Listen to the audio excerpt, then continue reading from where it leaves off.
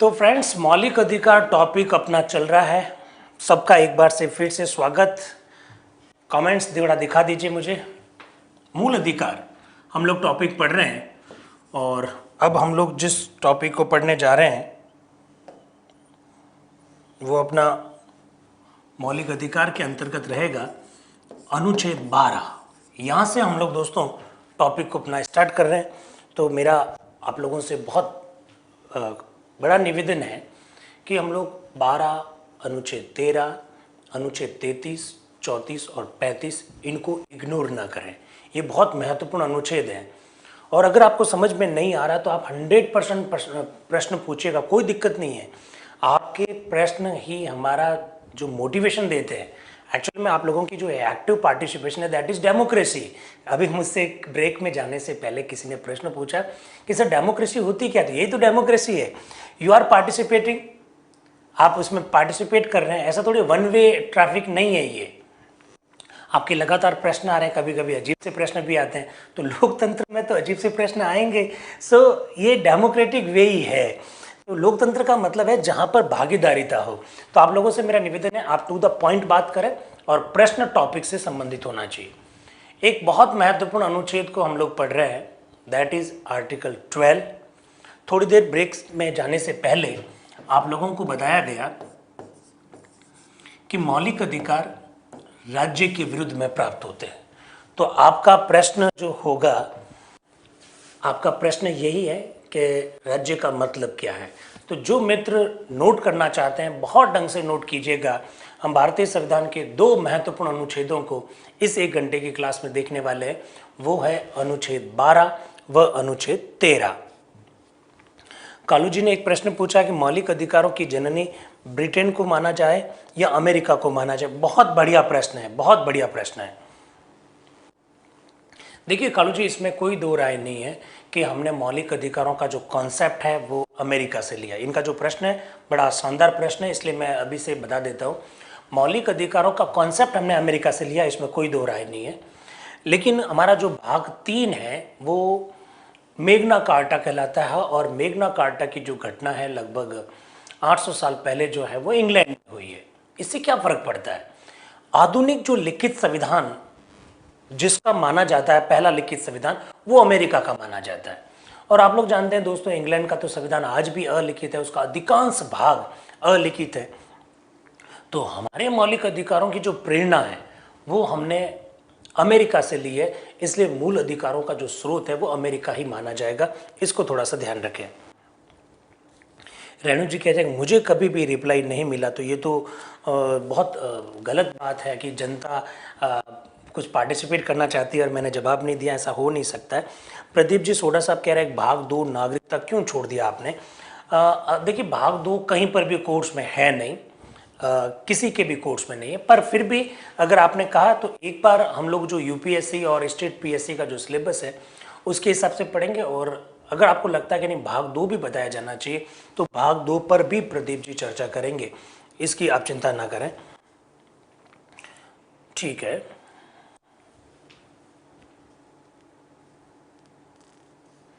हर्षित जी कह रहे हैं कि आपने पिट्स इंडिया एक्ट के बारे में वगैरह जानकारी नहीं दी। हर्षित जी, मैंने मोटी मोटी तौर पर बात की थी, क्योंकि सिलेबस 2nd ग्रेड एसएसटी का सिलेबस देखिए, आप फर्स्ट ग्रेड का जो कॉमन सिलेबस है उसको देखिएगा, आरएस का जो सिलेबस है उसको देखें, आप यूपीएससी का जो सिलेबस है उसको देखें। सब में 1919 से प्रारंभ होता है। हमने 1773 को मोटे मोटे तौर पर देखा, 1858 को मोटे मोटे तौर पर देखा, 1909 को भी मोटे मोटे तौर पर देखा। अगर आपको लगता है, एक्चुअली में प्रॉब्लम क्या है हर्षित जी, मैं आप ही की बात को आगे बढ़ा रहा हूँ। प्रॉब्लम क्या है? प्रॉब्लम यह है कि पिट्स इंडिया एक्ट या 1909 का अधिनियम या 1893 या चार्टर एक्ट पर मैं विस्तार से चर्चा उस समय कर लूँ जब आप पॉलिटी पहली बार पढ़ रहे हैं। तो बहुत सारी बातें हैं जो समझ में नहीं आ सकती। आप क्या सोचते हैं कि 1919 और 1935 का अधिनियम हमने ढंग से पढ़ लिया? जी नहीं। 1919 और 1935 के अधिनियम पर हमने केवल उतनी ही चर्चा की है जहां से प्रश्न बनता है। पर आप कहेंगे तो उसको डिटेल में पढ़ा जा सकता है, लेकिन ये कब पढ़ेंगे? जब आप 100 सवा 100 घंटे की क्लास ले चुके होते हैं। हर्षित जी, प्रॉब्लम ये है कि इनिशियल स्टेज पर जब मोटी मोटी डिटेल में गूढ़ बातें अगर कर ली जाए तो विद्यार्थी भाग जाएगा। उसको पॉलिटी में इंटरेस्ट करवाना है, धीरे धीरे उसकी अंगुली पकड़ेंगे, फिर उसका हाथ पकड़ेंगे और जिस दिन जचेगी तो उस दिन उसका गला भी पकड़ लेंगे। लेकिन मैं ये चाह रहा हूँ कि अभी अंगुली पकड़ के रखें, एक बार 100-125 घंटे हो जाए, क्योंकि ये तो ऑनलाइन है, ऑफलाइन तो है नहीं, कोई रोक टोक तो है नहीं। आप जितना डिटेल में कहेंगे, बात करेंगे। आप देखिए हर्षित जी, हम लोग 42वां संविधान संशोधन पढ़ते हैं, मोटी मोटी बात रखा के छोड़ देते, आधारभूत संरचना पढ़ते हैं, मोटी बात रख के छोड़ देते, लेकिन इस बार हम लोग डिटेल में पढ़ रहे हैं। इसलिए आपकी ये सब बातें गौर कर ली है, और एक बार 100-125 घंटे बात हो जाए, उसके बाद में वापस नए सिरे से बहुत डिटेल में बात की जा सकती। शुरुआती दौर में डिटेल में बात करना ठीक नहीं रहेगा मेरे हिसाब से। रेखा जी कह रहे हैं सर ऑस्टिन की बुक्स को हिंदी में भी लिखवा, नहीं रेखा जी, हिंदी में नहीं लिखवाया है क्योंकि आपसे हिंदी में प्रश्न नहीं पूछा जाएगा। हालांकि ऑस्टिन की जो किताब है Indian constitution corner stone of the nation, ये हिंदी में आ चुकी है और उसका नाम है भारतीय संविधान राष्ट्र की आधारशिला। रेखा जी अगर आप नोट करना चाहें, भारतीय संविधान राष्ट्र की आधारशिला। लेकिन दोस्तों, किताबों के नाम अक्सर आप अंग्रेजी में पढ़ें तो वो मेरे हिसाब से ठीक रहता है, क्योंकि उन्होंने वही नाम दिए हैं तो उसके हिसाब से ही लिखवे लगे। मंजू कह रही है सर नोट्स भी लिखवा, ऑब्वियसली मैं कोशिश कर रहा हूँ। लोकेश जी नोट्स लिखा दो सर, ठीक है। देखिए नोट्स आप ये चाहते हैं कि मैं हर पॉइंट को इस तरह से बोलूं कि लिखो आप ऐसे, जैसे ऑफलाइन क्लास होती है, तो मेरे हिसाब से ये संभव नहीं हो पाएगा। डिटेल में पढ़ रहे हैं, जो पॉइंट्स लिखवाना है वो मैं लिखवा रहा हूं, और अगर आप कहेंगे तो उसको थोड़ा और ज़्यादा धीमे करके लिखवा देंगे। अनुच्छेद 12, इसके अंतर्गत राज्य शब्द को परिभाषित किया गया है। अगर दोस्तों लिखना चाहते थे तो आप लिख सकते थे, इसके अंतर्गत राज्य शब्द को परिभाषित किया गया है। अब देखिए दोस्तों, अधिकांश मित्र इसको रटते हैं, अनुच्छेद 12 राज्य शब्द परिभाषित। रटने से काम नहीं चलेगा। पूरा आजकल जो पेपर जो आ रहा है, उसका जो फ्लेवर है, उसका जो टेस्ट है, उसकी जो नेचर है, वो चेंज हो गई है। और वो क्या हो गई है, सीधा लिख देगा अनुच्छेद 12 जो कि राज्य शब्द को परिभाषित करता है, इसके अंतर्गत क्या शामिल है, क्या शामिल नहीं है। इसलिए मैं ये चाह रहा हूं कि आप बहुत ढंग से देखें कि अनुच्छेद 12 में राज्य शब्द का क्या मतलब है। दोस्तों, हम लोगों ने देखा कि मौलिक अधिकार राज्य के खिलाफ में प्राप्त होते हैं। यहां हम कह रहे हैं कि राज्य शब्द को अनुच्छेद 12 में परिभाषित कर रखा है। तो आपका जो प्रश्न है वो है कि राज्य होता क्या है। तो मैं आपको मोटी मोटी बात पहले बोल देता हूं, समझा देता हूं, फिर मैं आपको लिखवा दूंगा पॉइंट वाइज। वो सारी संस्थाएं, हाँ ठीक है, नरेंद्र सिंह जी कह रहे हैं नरुका साहब कि मेन पॉइंट के तुरंत नोट्स बना देते हैं। ठीक, बहुत अच्छी बात है, मैं कुछ पॉइंट लिखवाऊंगा, बहुत ध्यान से सुनिए। वे सारी संस्थाएं राज्य शब्द की परिभाषा में आती हैं जो सरकारी संस्थाएं होती हैं। ये जो राज्य लिखा हुआ यहां पर, इस राज्य का मतलब है सरकारी संगठनों से। राज्य का मतलब वो नहीं है मध्य प्रदेश, राजस्थान, यूपी, मेघालय, मणिपुर, मिजोरम, ये वो राज्य नहीं है। राज्य का मतलब यहां पर है सरकार। और दोस्तों आप याद कीजिएगा, अब जो पहले दिन हम लोग क्लासेस में बात किए थे, तब आपको राज्य का मतलब देश या राष्ट्र से बताया था। मैंने कहा देश या राष्ट्र के पर्यायवाची शब्द के रूप में राज्य का हम लोग प्रयोग करते हैं, हालांकि वो ठीक नहीं है। लेकिन यहां राज्य का मतलब सारे सरकारी संगठनों से। आप कहेंगे कैसे मतलब? जैसे फॉर एग्जाम्पल भारत सरकार जो है वो राज्य है, राजस्थान सरकार जो है राज्य है, हरियाणा सरकार जो है राज्य है, यूपी सरकार, बिहार सरकार, मध्य प्रदेश सरकार, छत्तीसगढ़ सरकार, मेघालय सरकार, अरुणाचल प्रदेश सरकार, आसाम सरकार, ये सब राज्य है। राज्य के अंतर्गत भारत सरकार आती है, राज्य के अंतर्गत राज्य सरकार आती है, राज्य के अंतर्गत भारत की संसद के द्वारा जितने भी संस्थाएं स्थापित कर रखी है। आप लोग जानते हैं हमारा संसद कानून बनाती है और संसद के कानून के द्वारा कई सारी संस्थाओं की हमने स्थापना की है, जैसे reserve bank of India RBI की स्थापना की है, जैसे विश्वविद्यालय अनुदान आयोग यूजीसी की हम लोगों ने स्थापना की है, जैसे राष्ट्रीय महिला आयोग नेशनल कमीशन फॉर वीमेन की हमने स्थापना की है, जैसे राष्ट्रीय अल्पसंख्यक आयोग नेशनल कमीशन फॉर माइनॉरिटीज़ की हमने स्थापना की है, जैसे लोकपाल। सब ये मैंने जो संस्थाएं बोली है ये सब भारत की संसद के द्वारा स्थापित संस्थाएं हैं। ऐसी सारी संस्थाएं जिनकी स्थापना भारत की संसद ने की है, वो सारी संस्थाएं राज्य शब्द की परिभाषा में आती। इसी प्रकार से राज्य की विधानमंडल, राज्य का जो विधानमंडल होता है, राजस्थान की बात करें तो विधानसभा, राज्य का जो विधानमंडल होता है दोस्तों, वो विधानमंडल भी यदि किसी संस्था की स्थापना करता है तो वो भी राज्य शब्द की परिभाषा में आएगा। आप मुझसे प्रश्न पूछेंगे कि जैसे जैसे हमारे राजस्थान की बात कर लेते हैं। राजस्थान में इतने सारे विश्वविद्यालय हैं। जोधपुर में है जयनारायण व्यास विश्वविद्यालय, जयपुर में है राजस्थान विश्वविद्यालय, उदयपुर में भी कई सारे विश्वविद्यालय, मोहनलाल सुखाड़े तो खैर है ही है, अजमेर में महर्षि दयानंद सरस्वती विश्वविद्यालय, मत्स्य विश्वविद्यालय, कोटा में विश्वविद्यालय है, ब्रज विश्वविद्यालय है। इतने सारे जो यूनिवर्सिटीज़ है, ये सारे यूनिवर्सिटीज़ राजस्थान की विधानसभा के कानून के द्वारा स्थापित हो रखे। और देखिएगा हमारे राजस्थान में एक लोकायुक्त का पद है, ये भी राजस्थान सरकार ने विधानसभा के कानून से स्थापित कर रखा। तो बहुत ध्यान से सुनिएगा, यूपीएससी तो संतोष जी कॉन्स्टिट्यूशन से स्थापित हो रखा है, संसद के कानून से स्थापित नहीं हुआ। कुंदन जी कह रहे हैं नाबार्ड की स्थापना हुई है, एकदम बात सही है। तो दोस्तों वे सारी संस्थाएं जो भारत सरकार की है, वे सारी संस्थाएं जो राज्य सरकार की है, वे सारी संस्थाएं जिनकी स्थापना संसद के कानून से हुई है, वे सारी संस्थाएं जिनकी स्थापना राज्य के विधानमंडल के कानून से हुई है, वे सब संस्थाएं राज्य शब्द की परिभाषा में आती हैं। और अगर लोकल लेवल पर आए, स्थानीय स्तर पर आए, तो हमारे पंचायत राज संस्थाएं, हमारे गांव का जो ग्राम पंचायत है वो भी राज्य है।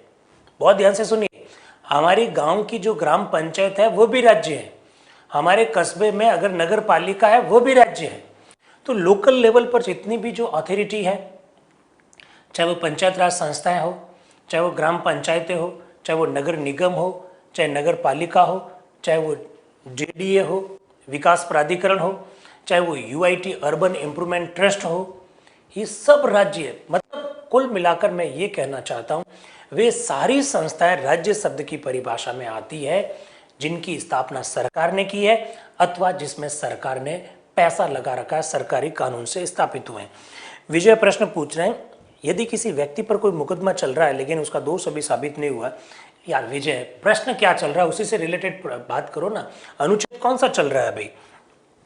वसु कह रहे हैं कि विधिक संस्था स्थापित राज्य शब्द में आएगा। यस, ऑब्वियसली ऐसी संस्थाएं जो सरकार के द्वारा स्थापित की जाए वो सब राज्य शब्द में आते हैं। यशवंत सिंह जी ने कहा कि sir RIICO cooperative society, obviously RIICO Rajasthan सरकार का है, राजस्थान विधानसभा के कानून से स्थापित हो रखा है। कोऑपरेटिव सोसाइटीज हमारे संविधान में संशोधन हो रखा है, 43B नाम का हमने अनुच्छेद जोड़ा, भाग 9B नाम का भाग जोड़ा, उसके द्वारा स्थापित हुए। तो ये सारी संस्थाएं राज्य शब्द की परिभाषा में आते हैं। सरपंच राज्य शब्द की परिभाषा में आता है क्या? सरपंच का तो पद जो है वो सब राज्य शब्द ही की परिभाषा के अंतर्गत ही है।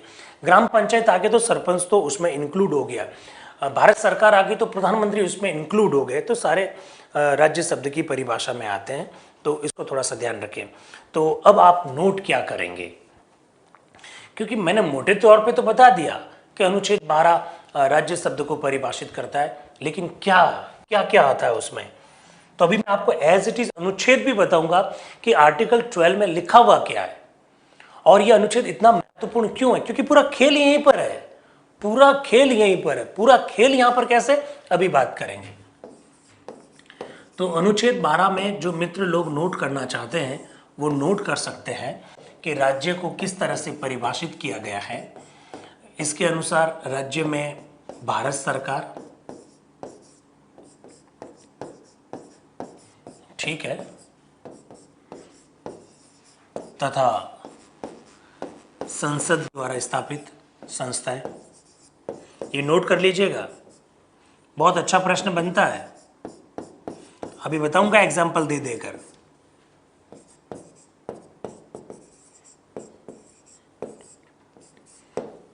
एक, राज्य सरकार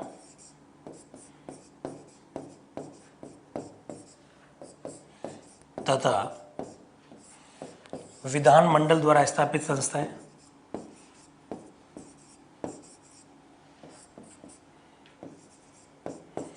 विधानमंडल द्वारा स्थापित संस्थाएं।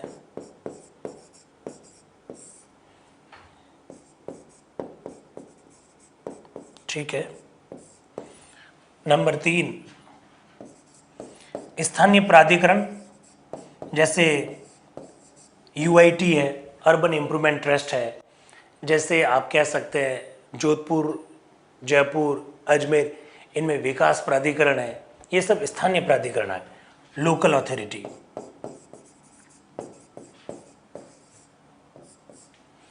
और नंबर 4, अन्य संस्थाएं।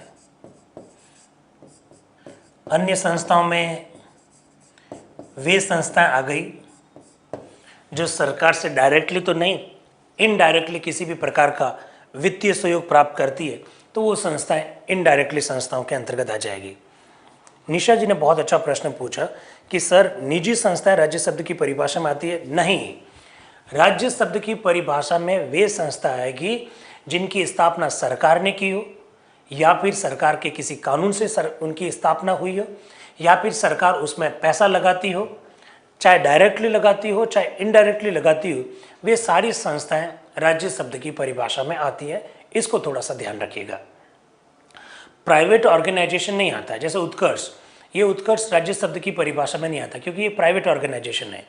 इसमें ना तो सरकार ने पैसा लगाया, न ही सरकार के कानून से ये स्थापित हुआ है। इसमें काम करने वाले कार्मिक वगैरह सब लोग प्राइवेट सेक्टर के, तो ये प्राइवेट सेक्टर इसके अंतर्गत नहीं आता है, इसको थोड़ा ध्यान रखिएगा। ठीक है, तो ये बात समझ में आ गई। ये बात आपने नोट कर लिया कि अनुच्छेद 12 में राज्य शब्द को किस तरह से परिभाषित किया। अभी 2 एग्जाम्पल दूंगा आपके सामने, बहुत बढ़िया एग्जाम्पल है, आपका कॉन्सेप्ट एकदम क्लियर हो जाएगा। यहाँ तक ठीक। अब मैं आपके सामने एक अनुच्छेद रखना चाहता हूँ, उससे आपको पूरी बात समझ में आ जाएगी कि अनुच्छेद 12 है क्या। जरा इसको देखिएगा, अनुच्छेद 12 देखिए दोस्तों, राज्य की परिभाषा। ये एज इट इज है, ये प्रयोग हम लोग पहली बार कर रहे हैं ताकि आपका कंफ्यूजन किसी भी प्रकार का न रहे। आपको अनुच्छेद जैसा संविधान में लिखा वैसा का वैसा आपके सामने परोसा जा रहा है, तो इसको देख लीजिएगा। राज्य की परिभाषा इस भाग में, इस भाग का मतलब भाग 3 में, जब तक कि संदर्भ से अन्यथा अपेक्षित नहीं हो, इसके अलावा कहीं अन्य अपेक्षित नहीं हो, राज्य के अंतर्गत देखिए भारत की सरकार, क्या लिखा हुआ? भारत की सरकार और संसद, दोनों शब्द आ गए, भारत की सरकार और संसद। राज्यों में से प्रत्येक सरकार यानी राज्य सरकार आ गई, और संसद तथा राज्यों के प्रत्येक राज्य की सरकार और विधानमंडल, ये विधानमंडल आ गया। यानी भारत सरकार आ गई, संसद आ गई, राज्य की सरकार आ गई और राज्य का विधानमंडल आ गया। भारत के राज्य के भीतर तथा भारत सरकार के नियंत्रण के अधीन सभी स्थानीय यानी लोकल अथॉरिटी आ गई, और अन्य प्राधिकरण हैं, अन्य संस्थाएं हैं, वो राज्य शब्द को परिभाषित करता हुआ अनुच्छेद 12 दिखाई देता है। लक्ष्मण जी कह रहे सर आरोग्य सेतु ऐप राज्य शब्द में सम्मिलित। अरे यार क्या बात करते हैं, जो चीज अस्तित्व में नहीं है, जो चीज ऑनलाइन है, वो कैसे आ गया राज्य शब्द में? आप तो कल कह दोगे कि भीम जो ऐप है वो राज्य शब्द में आता है क्या? कैसे प्रश्न, संस्था की बात कर रहा हूं। अब आप आरोग्य सेतु ऐप के खिलाफ में कोर्ट में जा सकते हैं क्या कि भाई साहब ये आरोग्य ऐप ने मेरा मौलिक अधिकारों का उल्लंघन कर दिया? वो कोई संस्था थोड़ी है, वो तो एक एप्लीकेशन है जो डिजिटल फॉर्म में है। डिजिटल फॉर्म में नहीं, जो चीजें संस्था के रूप में अस्तित्व में है उसकी हम लोग बात कर रहे हैं। अनुच्छेद 12 भारत सरकार की बात करता है, साथ ही साथ में राज्य सरकार, साथ ही साथ में संसद की बात करता है। अनुच्छेद 12 राज्य सरकार की बात करता है, साथ ही राज्य विधानमंडल की बात करता है। अनुच्छेद 12 स्थानीय प्राधिकरण की बात करता है और अन्य प्राधिकरणों की भी बात करता है। इस तरह से अनुच्छेद 12 राज्य शब्द को बहुत ढंग से बताता है। निशा जी ने प्रश्न पूछा, सर न्यायालय को किसने स्थापित किया? न्यायालय राज्य शब्द की परिभाषा में नहीं आता क्या? आता है, किसने कहा नहीं आता है? न्यायालय कैसे नहीं आएगा राज्य शब्द की परिभाषा में? अगर राजस्थान का हाई कोर्ट आपके मौलिक अधिकारों का हनन करता है तो आप हाई कोर्ट के खिलाफ में कोर्ट में जा सकते हैं। राज्य शब्द की परिभाषा का मतलब क्या है दोस्तों? ऐसी संस्थाएं जिनके खिलाफ में आप न्यायालय में जा सकते हैं, वो संस्थाएं राज्य शब्द की परिभाषा के अंतर्गत आती है, भाग 3 के अंतर्गत। ऐसी संस्थाएं जो आपके मौलिक अधिकारों का हनन करती है, वे संस्थाएं राज्य शब्द की परिभाषा में आती है। तो हाई कोर्ट, न्यायपालिका, जुडिशरी वगैरह, ये सब की सब संस्थाएं जो है राज्य शब्द की परिभाषा में आती है। मैं आपको बहुत ढंग से बता देता हूं, हाई कोर्ट के खिलाफ में भी आप जा सकते हैं कोर्ट में। यस, उसी हाई कोर्ट में जा सकते हैं या ऊपर के कोर्ट में जा सकते हैं, दूसरे हाई कोर्ट में जा सकते हैं। अब देखिएगा,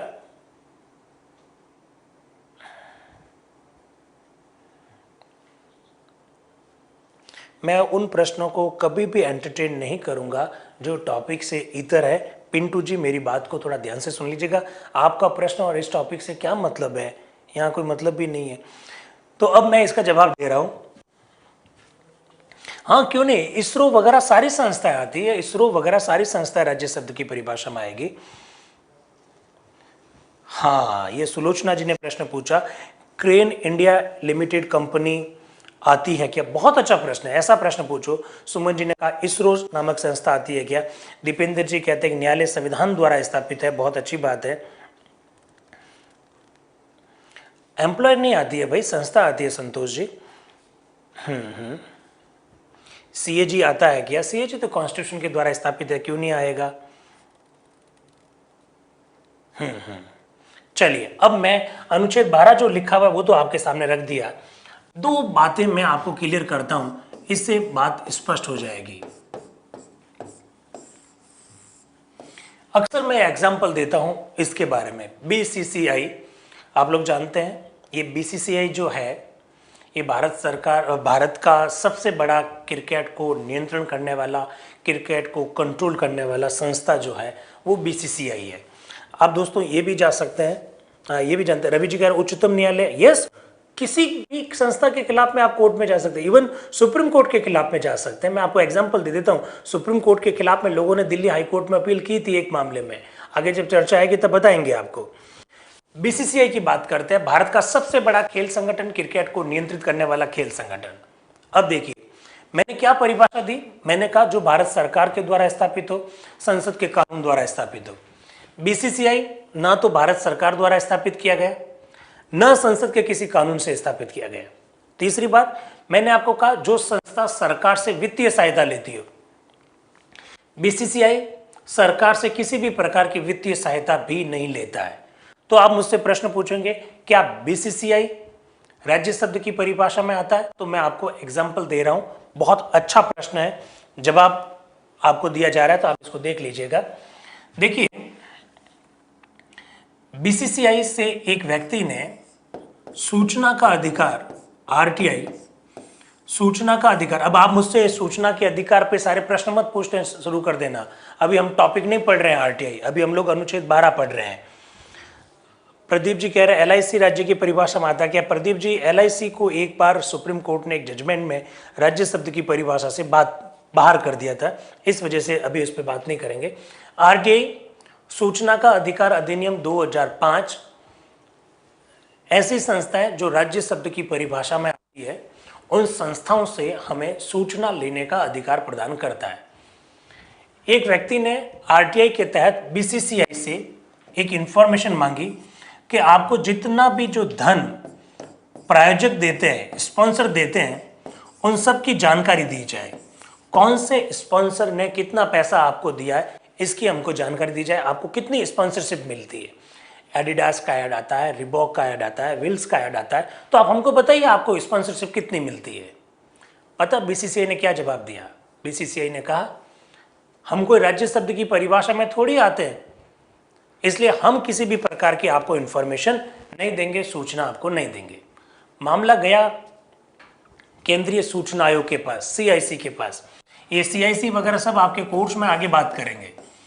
मामला गया केंद्रीय सूचना आयोग के पास और केंद्रीय सूचना आयोग ने BCCI को निर्णय देते हुए कहा कि BCCI को सभी प्रकार की सूचनाएं उपलब्ध करवानी पड़ेगी। BCCI ने कहा हम सूचनाएं क्यों उपलब्ध करवाएं? BCCI ने कहा हम सूचनाएं क्यों उपलब्ध करवाएं? तो CIC ने कहा सूचना क्यों उपलब्ध ना करवाएं? तो बोला हम सरकार से सहायता नहीं लेते हैं। तो आप जब क्रिकेट के जब मैच होते हैं तो उस मैच के लिए मैदान आप किसके यूज करते हो, ग्राउंड किसके होते हैं, किस सरकार के होते हैं? इसका मतलब आप सरकार से प्रत्यक्ष सहायता तो नहीं लेते हैं, लेकिन अप्रत्यक्ष सहायता तो लेते हैं। सरकार के ग्राउंड्स में आप मैच का आयोजन करवाते हैं, आपको इतना सारा पैसा मिलता है, इनडायरेक्टली तो सरकार से सहायता हो गई। BCCI ने कहा ठीक है, हम ग्राउंड का किराया देना शुरू कर देंगे, हम एक प्राइवेट कंपनी की तरह आएंगे और ग्राउंड का किराया देना शुरू कर देंगे, तो हम राज्य शब्द की परिभाषा में नहीं आएंगे। एक दूसरी बात, CIC ने कहा आप ग्राउंड का किराया तो दे दोगे, लेकिन जब मैच का आयोजन होगा तो पुलिस, खूब सारी पुलिस लगानी पड़ती है कानून व्यवस्था को मेंटेन करने के लिए, लॉ एंड ऑर्डर को मेंटेन करने के लिए। क्या आपने कभी पुलिस को तनख्वाह दी है? क्या आप पुलिस से सहायता प्राप्त करते हो लॉ एंड ऑर्डर को मेंटेन करने के लिए? मैच का आयोजन आप करवा रहे हो, पुलिस की व्यवस्था हमको करनी पड़ती है, आपने कभी उनका पैसा नहीं दिया, तो आप राज्य शब्द की परिभाषा में आते हैं। इनडायरेक्टली आप क्या लेते हैं? सरकार से सहायता लेते हैं। BCCI ने कहा ओके, हम पुलिस का जो रसीद कटवा देंगे 20,000 की, 50,000 की, फिर लॉ एंड ऑर्डर मेंटेन करवा लेना, फिर तो हम लोग राज्य शब्द की परिभाषा में नहीं आएंगे। तीसरी बात, CIC ने कहा ओके, आप पुलिस की व्यवस्था करने के लिए रसीद भी कटवा देंगे, आप ग्राउंड का किराया भी दे देंगे, लेकिन आपकी ये जो टीम है, इस टीम को आप भारत की टीम कहते हैं। भारत शब्द का आप प्रयोग कर रहे हैं। भारत शब्द का प्रयोग आप कैसे कर सकते हैं सरकारी हुए बिना? लोग ये थोड़ी कहते हैं कि BCCI की टीम है, लोग कहते हैं ये भारत की टीम है। और आपकी एक कैप पर लोगो लगा हुआ है, निशान लगा हुआ है, चिन्ह लगा हुआ है। आप ये जो भारतीय ध्वज का इस्तेमाल करते हैं, भारतीय ध्वज का इस्तेमाल आप करते हो, आप लोगों का इस्तेमाल करते हो, भारत शब्द का इस्तेमाल करते हो, भले ही आप सरकार से सहायता नहीं लेते हो, तो क्या हो गया? अप्रत्यक्ष रूप से भारत सरकार आपको कई प्रकार की सहायता देती है, इसलिए आप राज्य शब्द की परिभाषा में आते हैं। BCCI इसके खिलाफ में सुप्रीम कोर्ट गई हुई है। 10 साल से ये मामला सुप्रीम कोर्ट में चल रहा है, अभी तक फाइनल कोई निर्णय नहीं आया है, इसलिए अब ये नहीं कह, दलवीर जी कह रहे हैं सर ये कब का मामला है? लगभग 2012-13 का मामला है दलवीर जी। 8-9 साल हो गए, अभी तक सुप्रीम कोर्ट का इसी के ऊपर कोई जजमेंट नहीं आया कि BCCI राज्य शब्द की परिभाषा में आता है या नहीं आता है। इसको थोड़ा सा आप ध्यान रखिएगा।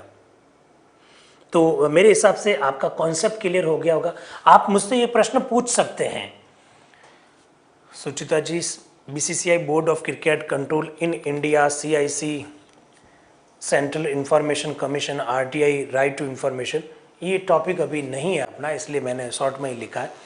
अब आप मुझसे प्रश्न पूछोगे कि राज्य शब्द को परिभाषित करने की आवश्यकता क्यों है, हम क्यों समझें इसको, राज्य को क्यों पढ़े हम लोग? तो दोस्तों, जो लोग क्यों मुझसे पूछ रहे हैं, खासकर मैं उनसे बात कर रहा हूँ।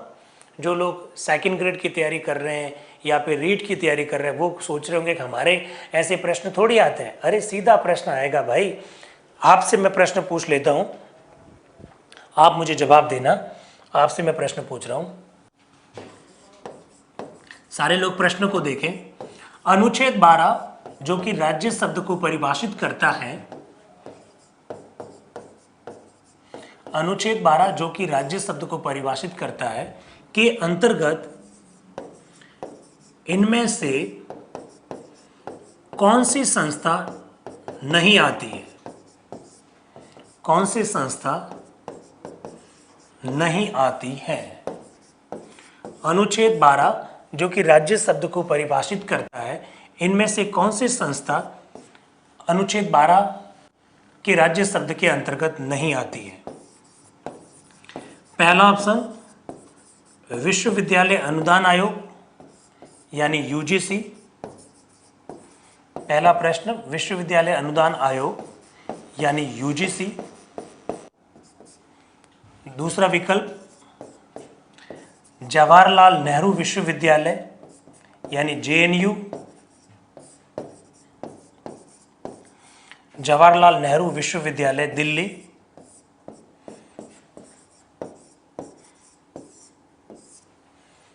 तीसरा रिजर्व बैंक ऑफ इंडिया यानी आरबीआई। और चौथा टाटा स्टील्स। जवाब दीजिए। अनुच्छेद 12 जो कि राज्य शब्द को परिभाषित करता है, इनमें से कौन सी संस्था राज्य शब्द की परिभाषा में शामिल नहीं है? विश्वविद्यालय अनुदान आयोग यानी यूजीसी, जेएनयू यानी दिल्ली, जवाहरलाल नेहरू विश्वविद्यालय दिल्ली, आरबीआई यानी रिजर्व बैंक ऑफ इंडिया, और चौथा टाटा स्टील्स। इनमें से कौन सा राज्य शब्द की परिभाषा में नहीं आता है? बताइए। कालू जी सबसे पहले आंसर दिया, आंसर नंबर 4। किरण जी, किरण शर्मा भी ऑप्शन दिया है 4। जोगेंद्र जी एकदम कहा टाटा, वेरी नाइस। महावीर जी भी ने भी कहा, मेवाराम जी ने भी कहा, सुखवीर सिंह जी, जे.आर. पूनिया साहब, चंद्र प्रकाश जी स्वामी, सब ने आंसर दिया डी। क्यों नहीं आता भाई टाटा स्टील्स? आपने कह दिया। चित्रा जी आपने कहा टाटा स्टील्स। अशोक जी कह रहे हैं बी। अरे यार बी कहाँ से है? जवाहरलाल नेहरू विश्वविद्यालय क्या प्राइवेट यूनिवर्सिटी है क्या? प्रदीप जी एकदम सही कह रहे हैं 4। हुकुम मेहरा जी भी कह रहे हैं 4। संजय खत्री जी भी कह रहे हैं 4। नारायण लाल जी भी कह रहे हैं 4। ये भंवरी बंसीवाल कह रहे हैं डी। अंजू कह रहे हैं टाटा स्टील्स, एकदम सही है। शिल्पा जी कह रहे हैं डी। तो मुझे बताइए टाटा स्टील्स राज्य शब्द की परिभाषा में क्यों नहीं आता है? क्योंकि टाटा ग्रुप वालों ने स्थापित किया है, सारा पैसा टाटा वालों का लगा हुआ है। सरकार ने उसमें क्या पैसा लगाया? सरकार ने पैसा नहीं लगाया, सरकार के कानून से वो स्थापित नहीं हुए, ना ही वो सरकारी संगठन है। उसमें काम करने वाले सारे लोग प्राइवेट सेक्टर के लोग हैं, उनको तनख्वाह टाटा देता है, सरकार तनख्वाह नहीं देती है। इस वजह से इसका आंसर क्या है? Option number 4 Tata steels. तो थोड़ा सा ध्यान रखें, जो लोग 3 और जो 2 आंसर दे रहे हैं, अभी भी लगता है मुझे कि उनका कॉन्सेप्ट शायद क्लियर नहीं हो रहा है। तो शांता जी सी आंसर क्यों दे रहे हैं? मुकेश जी ने भी 3 आंसर दिया है, क्या पता, मुझे समझ में नहीं आ रहा। रेणु शर्मा जी टाटा स्टील्स कह रही हैं, श्वेता जी डी कह रहे हैं। यस, सीमा जी ने जवाब दिया क्योंकि वो पूरी तरह से निजी हैं। दलवीर जी भी कह रहे हैं वो पूरी तरह से निजी है, वो प्राइवेट संस्था है। बहुत बढ़िया, बहुत बढ़िया, एकदम सही है दोस्तों। इस तरह के प्रश्न आएंगे, आप ये मत सोचिएगा कि अब हमारे प्रश्न आएगा राज्य शब्द कौन से अनुच्छेद में परिभाषित किया गया है। तो राज्य शब्द अनुच्छेद 12 में परिभाषित किया गया, ये बहुत पुराना टाइप का प्रश्न बन गया है। अब प्रश्न कुछ ऐसे आएंगे, तो इस बात को थोड़ा सा ध्यान रखिएगा। मुझे पता नहीं, इससे भी ज्यादा प्रश्न आ सकते हैं। रण सिंह जी कह रहे हैं एनसीईआरटी हो, चाहे यूजीसी हो, चाहे Rajasthan board of secondary education हो, चाहे सीबीएसई बोर्ड हो, ये सब के सब सरकारी संगठन है। ये सब के सब सरकारी संगठन है। अंजू बालाजी ने एक प्रश्न पूछा, सर प्राइवेट स्कूल्स भी नहीं आते हैं क्या? देखिए अंजू जी, आपका प्रश्न बहुत अच्छा है कि private schools, building private sector वालों की, उस स्कूल में पढ़ाने वाले टीचर्स को प्राइवेट सेक्टर वाले पैसे देते हैं, उस स्कूल में जो कार्मिक काम करते हैं उनको तनख्वाह प्राइवेट सेक्टर वाले देते हैं, सारा जो खर्चा आया आधारभूत ढांचे का वो सब प्राइवेट सेक्टर का, लेकिन इसके बावजूद भी वे राज्य शब्द की परिभाषा में आते हैं। इसके कई सारे कारण हैं, क्योंकि प्राइवेट स्कूल्स पर सरकारी कानून लागू होते हैं, सरकारी सिलेबस उनके ऊपर लागू होता है, वो आरबीएसई से मान्यता होते हैं या चाहे सीबीएसई से मान्यता होते हैं। मान्यता तो प्राप्त उनको सरकार से करनी पड़ती है, सिलेबस सरकार का होता है, स्टाफ के जो लोगों की जो क्वालिफिकेशंस हैं वो उतनी है जो सरकार ने तय कर रखी है। और कई स्कूल्स ऐसे हैं जिनकी जब स्थापना की गई थी, वो स्थापना करते समय जिस जगह पर, जिस जमीन पर स्थापित किए गए, वो सब सरकार से अनुदान प्राप्त करके स्थापित किए गए। इसलिए बहुत सारे कारण हैं जिसकी वजह से प्राइवेट स्कूल्स भी राज्य शब्द की परिभाषा में आते हैं। नवीन जी कह रहे हैं प्राइवेट यूनिवर्सिटी। नवीन जी प्रश्न एकदम गलत है, इसका मतलब कॉन्सेप्ट आपका क्लियर नहीं है। नवीन मेहता जी मुझे एक बताइए, कोई भी ऐसा विश्वविद्यालय हिंदुस्तान में स्थापित हो सकता है क्या जिसके बारे में हमारी संसद या राज्य के विधानमंडल ने कानून नहीं बनाया? नवीन जी एकदम कॉन्सेप्ट सुनिएगा, हिंदुस्तान में कोई भी विश्वविद्यालय ऐसा नहीं है जो किसी न किसी कानून से स्थापित नहीं हुआ हो। मतलब प्राइवेट यूनिवर्सिटी हो चाहे गवर्नमेंट का यूनिवर्सिटी हो, कानून तो बनाना ही पड़ेगा। राजस्थान में आप लोग जानते हैं इतने सारे प्राइवेट यूनिवर्सिटीज हैं। सिरोही के पास एक विश्वविद्यालय माधव विश्वविद्यालय, वो प्राइवेट है, सब कुछ प्राइवेट है उसमें, लेकिन इसके बावजूद भी जब माधव विश्वविद्यालय की स्थापना हुई तो राजस्थान की विधानसभा ने उसके ऊपर कानून बनाया। हर विश्वविद्यालय के लिए कानून होता है दोस्तों। इस वजह से वे सब क्या होंगे, राज्य शब्द की परिभाषा में आएंगे। जो कानून से स्थापित होगा, कानून के दायरे में आते हैं, वो सब राज्य शब्द की परिभाषा से स्थापित होते हैं। महावीर जी कोचिंग के बारे में मैंने बता दिया, उत्कर्ष का उदाहरण भी दे दिया। शुभम कह रहे हैं कि sir Tata steel fundamental rights का उल्लंघन करता है तो क्या करें, तो हाईकोर्ट जाओ ना, क्या दिक्कत है। कई सारे मौलिक अधिकार तो व्यक्तिगत भी तो होते हैं। प्राइवेट सेक्टर या व्यक्तिगत जो है वो भी तो मौलिक अधिकार है। हर मौलिक अधिकार राज्य के विरुद्ध ही थोड़ी प्राप्त होता है, तो वहां आप जा सकते हैं, कोई किसी प्रकार की दिक्कत नहीं है। अब ये देखो, रेणु शर्मा जी ने प्रश्न कहा, फिर कह रहा है कि मेरे प्रश्न को सर आप देखते नहीं है। सर बॉलीवुड आता है क्या? बॉलीवुड क्या कोई जगह का नाम है क्या? और बॉलीवुड जगह है तो सरकार ने उसकी स्थापना की है क्या? वो कैसे आएगा राज्य शब्द की परिभाषा में? कमाल करते हैं।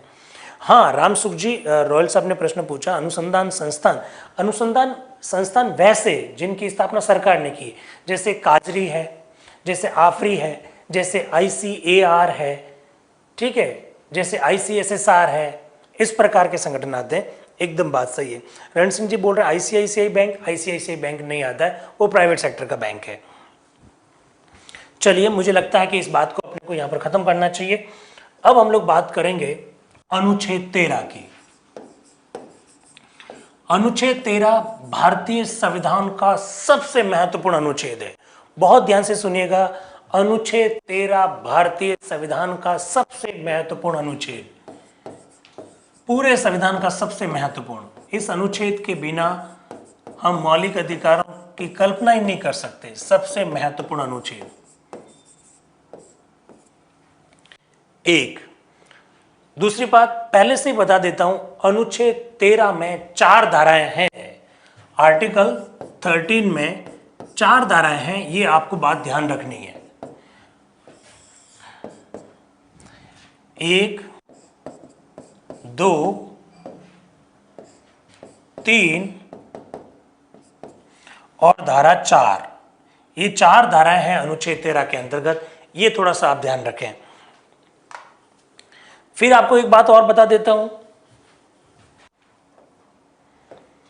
ये जो धारा 4 है, ये ओरिजिनल कॉन्स्टिट्यूशन में नहीं थी, ये बाद में जोड़ी गई थी। और दोस्तों, अगर आपको याद हो तो परसों सैटरडे को जब आप लोगों से बातचीत हुई थी, तब आपको बताया गया था अनुच्छेद 13(4) 24वें संविधान संशोधन, 24वें संविधान संशोधन के द्वारा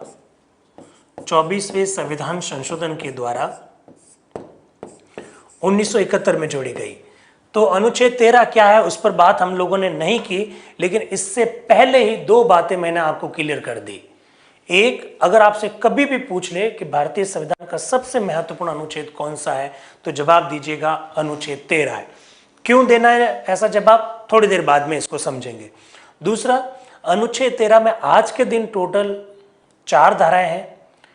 मूल संविधान में 3 धाराएं थी। ये जो धारा 4 है, ये बाद में जोड़ी, और कब जोड़ी ये भी मैंने लिखवा दिया कि 24वें संविधान संशोधन द्वारा 1971 में जोड़ी गई। याद रहेगा आपको, बहुत सही कहा आकांक्षा जी ने कि 24वां कॉन्स्टिट्यूशन अमेंडमेंट के थ्रू जोड़ी गई, एकदम बात सही है। तो 24वें संविधान संशोधन के द्वारा 1971 में 13(4) जोड़ दी गई, यह याद रहेगा। अब प्रश्न खड़ा होता है, इतना महत्वपूर्ण क्यों है अनुच्छेद 13, इसको जरा देखिएगा। ठीक है, जरा इसको देखें आप। इसको समझने के लिए दोस्तों एक बार मैं आपको पीछे ले जाऊंगा। हमारी सरकार, और सरकार के 3 अंग हैं। एक लेजिस्लेचर है, एक एग्जीक्यूटिव है, ये लेजिस्लेचर, ये एग्जीक्यूटिव, और ये जुडिशरी। आप लोग जानते हैं दोस्तों, लेजिस्लेचर यानी व्यवस्थापिका काम क्या करती है, कानूनों का निर्माण करती है, formulation of the laws, formulation of laws. कानूनों का निर्माण। एग्जीक्यूटिव उन कानूनों को लागू करती है। आप कहेंगे हमको ये पता है तभी तो बता रहे हैं। इम्प्लीमेंटेशन ऑफ द लॉज, कानूनों का क्रियान्वयन। और ये दोस्तों जो जुडिशरी है वो न्यायपालिका जो है वो निगरानी का काम करती है। अगर इस कॉन्सेप्ट को आप समझ रहे हैं तो मेरे हिसाब से अनुच्छेद 13 काफी ढंग से समझ में आ जाएगा। संसद कानून बनाएगी, कार्यपालिका उन कानूनों को लागू करेगी और न्यायपालिका उन दोनों पर निगरानी रखेगी। यहां तक ठीक। न्यायपालिका किस बात की निगरानी रखती है? न्यायपालिका ये देखती है कि संसद यानी विधानमंडल या पार्लियामेंट यानी लेजिस्लेचर ये जो भी कानून बनाती है वो कानून संविधान के अनुसार है या नहीं है, ये देखना न्यायपालिका का काम है। बहुत ध्यान से सुनिए। न्यायपालिका जब व्यवस्थापिका द्वारा बनाए गए किसी भी कानून की समीक्षा संविधान के अनुसार करती है तो उसे हम लोग न्यायिक पुनरावलोकन कहते हैं। ठीक, थोड़ा ध्यान से सुनिएगा। न्यायपालिका व्यवस्थापिका द्वारा बनाए गए किसी भी कानून की समीक्षा जब संविधान के अनुसार करती है तो उसे हम लोग न्यायिक पुनरावलोकन कहते हैं, जुडिशियल रिव्यू कहते हैं। न्यायिक पुनरावलोकन। अब देखिए दोस्तों, एक बहुत महत्वपूर्ण टॉपिक हम लोग छेड़ने जा रहे हैं अनुच्छेद 13 के अंतर्गत, और वो शब्द है न्यायिक पुनरावलोकन। वो टॉपिक है न्यायिक पुनरावलोकन, अंग्रेजी में जुडिशियल रिव्यू कहते हैं।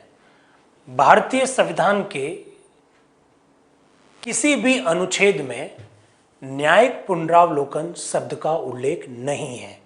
बहुत ध्यान से सुनिए। भारतीय संविधान के किसी भी अनुच्छेद में न्यायिक पुनरावलोकन शब्द का उल्लेख नहीं है। और एक आपको बहुत महत्वपूर्ण बात बताना चाहता हूं, न्यायिक पुनरावलोकन अगर नहीं हो तो हमारी सरकारें हमारा गला घोंट दे, हमारे सरकारें हमारे मौलिक अधिकार छीन ले, सरकार इस प्रकार की विधियां बना ले, इस प्रकार के कानून बना ले जो हमारे मौलिक अधिकारों को छीनते हैं। ये तो हमारी न्यायपालिका के पास पावर है कि वो सरकार को नकेल कस के रखते हैं। कैसे नकेल कसते हैं? कोई भी विधि बनाओगे आप, कोई भी कानून बनाओगे आप, उसे आप कोर्ट में चैलेंज कर सकते हैं। आप कह सकते हैं कि साहब ये जो कानून है, ये जो विधि है वो संविधान के अनुसार नहीं है। और न्यायपालिका के पास भी कैसा पावर है? वो किसी भी कानून की समीक्षा कर सकती है इस आधार पर कि वह कानून संविधान के अनुसार है या नहीं है। कितना महत्वपूर्ण पावर है न्यायपालिका के पास। ये जो न्यायिक पुनरावलोकन है, इस शब्द का उल्लेख कॉन्स्टिट्यूशन में नहीं है। बहुत ध्यान से सुन लेना। लेकिन आपसे दोस्तों प्रश्न पूछा जाएगा कि भारतीय संविधान का वह कौन सा अनुच्छेद है जिसे आप न्यायिक पुनरावलोकन का आधार कहते हैं? अनुच्छेद 13 न्यायिक पुनरावलोकन का आधार है। अनुच्छेद 13 न्यायपालिका को इस बात का पावर देता है कि वो किसी भी कानून की, किसी भी विधि की समीक्षा इसके आधार पर कर सके, संविधान के आधार पर कर सके। न्यायपालिका की इसी पावर को हम लोग क्या कहते हैं? न्यायिक पुनरावलोकन कहते हैं, जुडिशियल रिव्यू कहते हैं। Article 13 is the constitutional base of the judicial review. न्यायिक पुनरावलोकन का संवैधानिक आधार है, हालांकि उल्लेख भारतीय संविधान के किसी भी अनुच्छेद में नहीं है। तो सुमन यादव कह रहे हैं सर 13 है। अरे अनुच्छेद 13 तो आधार है, शब्द का उल्लेख नहीं है। प्रश्न ऐसे ही तो आते हैं। देखिए दोस्तों, आप क्या सोचते हैं कि आप लोगों के बीच में केवल ये छोटी छोटी बातें बताने के लिए आए हैं कि साहब ये पढ़ लो वो पढ़ लो? जी नहीं। आप लोगों के बीच में अगर आए हैं तो उसके पीछे बहुत बड़ा कारण है। आप लोग जो गलतियां कर देते हैं, अक्सर प्रश्न क्या पूछा जा रहा है उसको सही ढंग से नहीं पढ़ते हैं, उस वजह से गलती हो जाती है। प्रश्न आता है न्यायिक पुनरावलोकन शब्द का उल्लेख कौन से अनुच्छेद में है, और पेपर सेटर जानबूझकर दोस्तों ऑप्शन पहला देगा अनुच्छेद 13। और हमारे 90% जो मित्र लोग हैं वो अक्सर ऑप्शन नंबर 13 को देखते ही, ऑप्शन नंबर 1 में 13 को देखते ही सुसाइड कर लेते हैं। सुसाइड मतलब वो अनुच्छेद 13 को लिख देंगे। अनुच्छेद 13 नहीं, भारतीय संविधान के किसी भी अनुच्छेद में न्यायिक पुनरावलोकन शब्द ही नहीं लिखा हुआ है। लेकिन अनुच्छेद 13 इसका आधार है। अनुच्छेद 13 इसका आधार कैसे है? आपने कह लिया हमने मान लिया। आप मुझे ऐसा कह सकते हैं कि आपने कह लिया हमने मान लिया। जी नहीं, मेरे कहने से आप मत मानिए। अनुच्छेद 13 के एक एक शब्द को हम लोग देखेंगे कि अनुच्छेद 13 क्या कहना चाहता है। ठीक है, तो कैसे है अनुच्छेद 13, इसको जरा देखना है। चलिए दोस्तों, अनुच्छेद 13 में मैंने कहा बहुत सारी धाराएं हैं, बहुत सारे सेक्शंस हैं। अनुच्छेद 13 एक क्या कहता है, आर्टिकल 13(1) क्या है, उस पर पहले बात कर लेते हैं। अनुच्छेद 13(1) में ऐसा लिखा हुआ है कि कोई भी ऐसी विधि जो इस संविधान के लागू होने से पहले की है। और दोस्तों, आप लोग जानते हैं कि हमारा जो संविधान है वो 26 जनवरी 1950 को लागू हुआ। कोई भी ऐसी विधि जो इस संविधान के लागू होने से पहले की है और वह विधि संविधान के लागू होने के बाद भी अगर लागू है तो उस विधि को इस संविधान के अनुसार होना चाहिए। संविधान 26 जनवरी 1950 को लागू हुआ। 26 जनवरी 1950 से पहले की जो भी कानून बना रखे हैं, जिसे हम लोग प्री कॉन्स्टिट्यूशनल लॉ कहते हैं, वो कानून अगर बना रखे हैं और आपको लगता है कि वो कानून ठीक है और उस कानून को आप संविधान बनने के बावजूद भी आगे लागू रखना चाहते हैं, लागू रखिए, कोई दिक्कत नहीं है। अंग्रेजों ने बनाया तो क्या प्रॉब्लम है।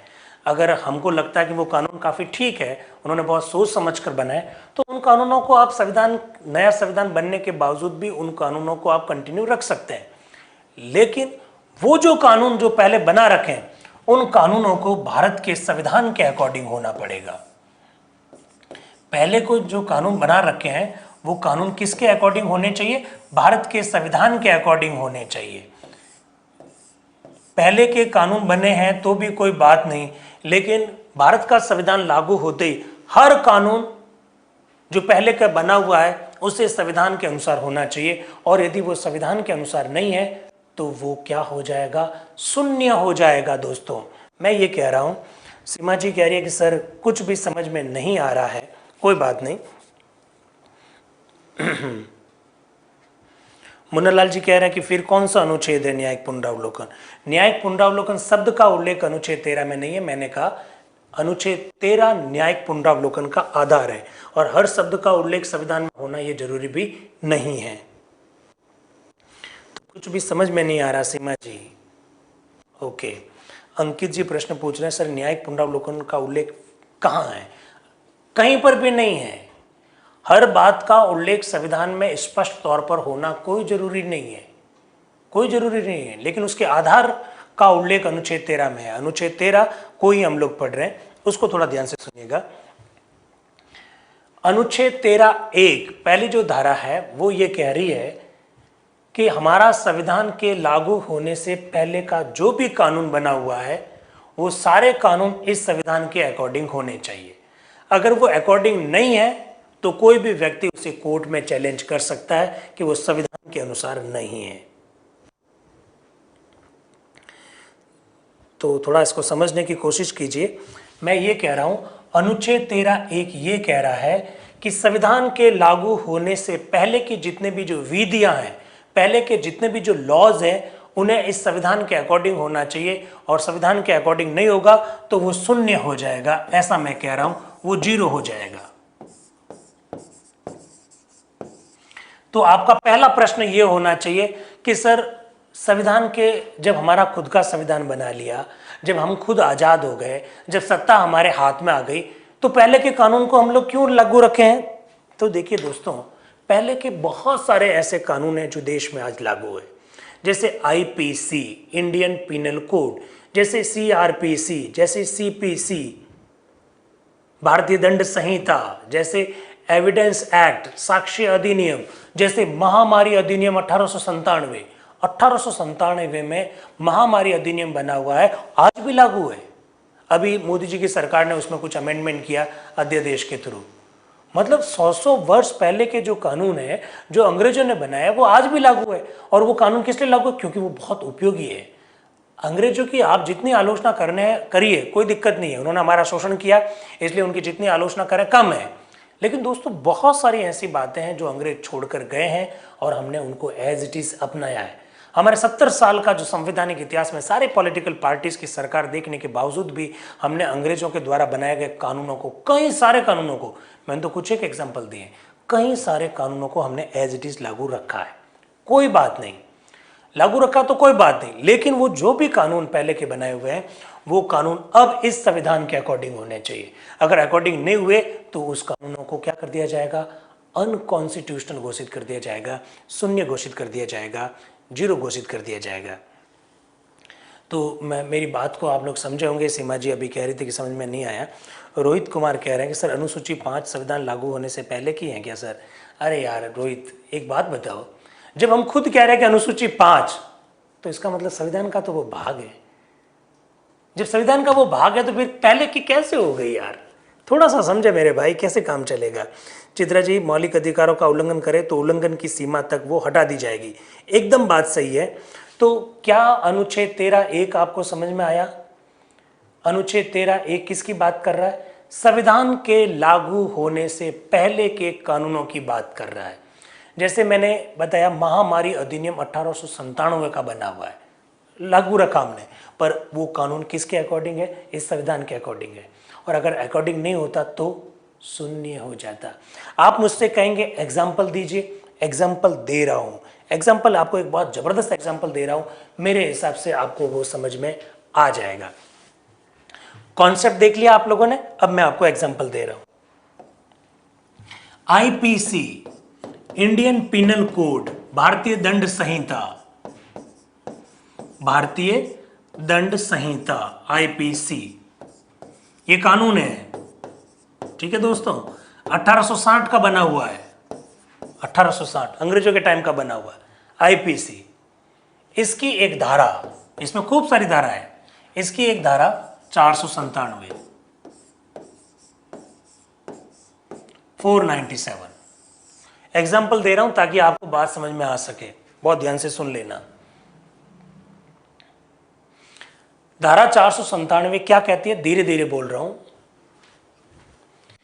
कोई ए नाम का व्यक्ति है और दूसरा एक व्यक्ति है बी नाम का। ए नाम का व्यक्ति, इस बी की पत्नी है ये सी, ये ए एक व्यक्ति है, ये बी दूसरा व्यक्ति है, और ये जो सी है जो इसकी पत्नी है। किसकी? बी की पत्नी है। ए नाम का व्यक्ति बी नाम की व्यक्ति की जो पत्नी है सी, इसके साथ कोई संबंध रखता है, जिसे हम लोग व्यभिचार कहते हैं, जिसे हम लोग एडल्ट्री कहते हैं। ए नाम का व्यक्ति बी नाम के व्यक्ति की पत्नी सी के साथ संबंध रखता है और बी को इसकी जानकारी भी नहीं है। बी के बिना परमिशन के अगर संबंध रखता है, बी के बिना परमिशन के इस सी के साथ ये ए नाम का व्यक्ति अगर संबंध रखता है, तो ऐसी स्थिति में इसे एडल्ट्री माना जाएगा, इसे व्यभिचार माना जाएगा, और इस व्यभिचार के लिए ये व्यक्ति जो ए नाम का है ये दोषी होगा। ये आईपीसी की धारा 497 में प्रावधान। मेरी बात को समझे? ए बी की पत्नी के साथ संबंध रख रहा है, आइडियल एग्जांपल है, मेरे हिसाब से समझ में आ जाएगा, और उसको बिना पूछे हुए रख रहा है, बिना उसकी परमिशन के रख रहा है, तो ये एडल्ट्री है, ये व्यभिचार है, और इसके लिए ए को दोषी माना जाएगा। दोस्तों, आपको जानकर बड़ी अजीब स्थिति में आप पाएंगे कि आप कहेंगे ये धारा 6 की तो है, ये तो गलत बात है। लोग इस तरह से अवैध संबंध रखते हैं, उसको एडल्ट्री में आना चाहिए, व्यभिचार में आना चाहिए। आपको जानकर बड़ा ताजुब होगा, आपको जानकर बड़ा ताजुब होगा कि सुप्रीम कोर्ट ने 497 को लास्ट ईयर एक मामले में अनकॉन्स्टिट्यूशनल घोषित कर दिया, असंवैधानिक घोषित कर दिया। आप कहेंगे इतनी अच्छी धारा थी, असंवैधानिक घोषित कैसे कर दिया? सुप्रीम कोर्ट ने कहा ये हमारे संविधान के मौलिक अधिकारों का उल्लंघन करती है, अनुच्छेद 14 का उल्लंघन करती है, अनुच्छेद 21 का उल्लंघन करती है। आप कहेंगे कमाल है, अनुच्छेद 14 और अनुच्छेद 21 का ये धारा कैसे उल्लंघन करती है? कैसे उल्लंघन करती है वो ही बता रहा हूं मैं। सुप्रीम कोर्ट ने कहा कि ये जो ए नाम का व्यक्ति है इस सी के साथ संबंध रखता है, और धारा कहती है कि बी को बिना पूछे संबंध रखता है, बी के बिना परमिशन के संबंध रखता है। तो ये कॉन्स्टिट्यूशन का इसलिए उल्लंघन करती है कि अगर बी परमिशन दे दें, अगर बी परमिशन दे दें तो संबंध रखा जा सकता है, यानी व्यभिचार नहीं होगा। यानी कुल मिलाकर ये जो सी जो पत्नी है वो बी की गुलाम हो गई है। अगर बी के परमिशन से यह संबंध रखता है तब तो कोई दिक्कत नहीं है, तब वो एडल्ट्री नहीं है, तब वो व्यभिचार नहीं है। सुप्रीम कोर्ट ने कहा कमाल है, ये क्या इसकी गुलाम है कि परमिशन दोगे तो व्यभिचार नहीं और परमिशन नहीं दोगे तो व्यभिचार है। सुप्रीम कोर्ट ने कहा यह महिलाओं की गरिमा के खिलाफ में। अनुच्छेद 21 हर व्यक्ति को जीने का अधिकार देता है, उस जीने के अधिकार में उसे अपनी गरिमा को बनाए रखने का भी अधिकार है। ये तो एक तरह से महिलाओं को गुलाम रखता है, इसलिए यह अनुच्छेद 21 का उल्लंघन है। और सबसे बड़ी बात क्या है, कुंदन जी कह रहे हैं सर ये महिलाओं के साथ अत्याचार है। यस, सबसे बड़ी बात क्या है, इस ए की पत्नी है डी। दोस्तों, इस ए की पत्नी है डी और डी इस मामले में शिकायत नहीं कर सकती है। शिकायत केवल और केवल बी ही कर सकता है। जिसकी पत्नी के साथ संबंध रखा जा रहा है वो ही शिकायत कर सकता है। सुप्रीम कोर्ट ने कहा यह अनुच्छेद 14 का भी उल्लंघन है। अनुच्छेद 14 का उल्लंघन कैसे है? विधि के समक्ष समानता। ये जो डी पत्नी है वो शिकायत नहीं कर सकती है। अरे भाई, ए की पत्नी डी है और ए जो है किसी और स्त्री के साथ संबंध रख रहा है, तो इस डी नाम की जो पत्नी है उसका तो घर टूट रहा है, उसका तो परिवार टूट रहा है, उसका पति किसी और की पत्नी के साथ संबंध रख रहा है, फिर भी उसे शिकायत करने का अधिकार नहीं है। ये अनुच्छेद 14 और 21 दोनों का उल्लंघन है।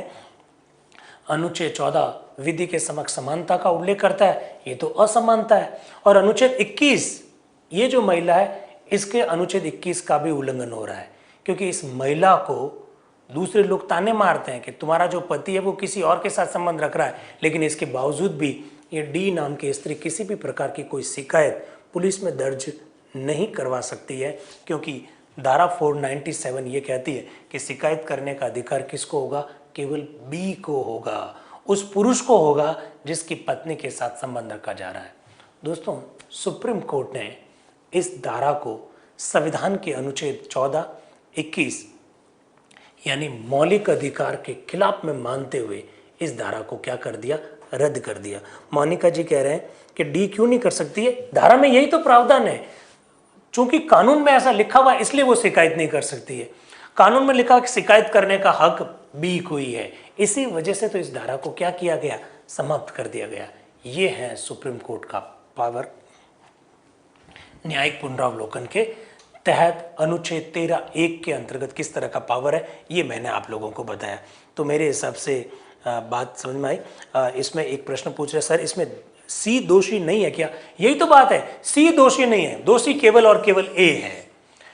बी का कोई मतलब नहीं, सी के साथ संबंध रखा जा रहा है, सी दोषी नहीं है। एकदम बात सही है। रोहिता जी कह रहे सर डी और बी दोनों का घर टूटता है। हाँ, बी का घर टूटता है तो बी को शिकायत करने का अधिकार है, लेकिन डी को शिकायत करने का अधिकार नहीं है। ये सब बातें मैंने आपके सामने रखी है। अब देखिए दोस्तों, अब मैं आपको अनुच्छेद 13(1) क्या है एज इट इज बता रहा हूं।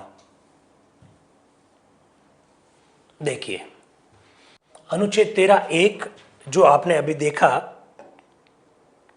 वो एज इट इज आपके सामने रखा है। इसको जरा देखिएगा, इसको जरा देखिए। अनुच्छेद 13 मूल अधिकारों से असंगत या उनका अल्पीकरण करने वाली विधियां। क्या मतलब हुआ?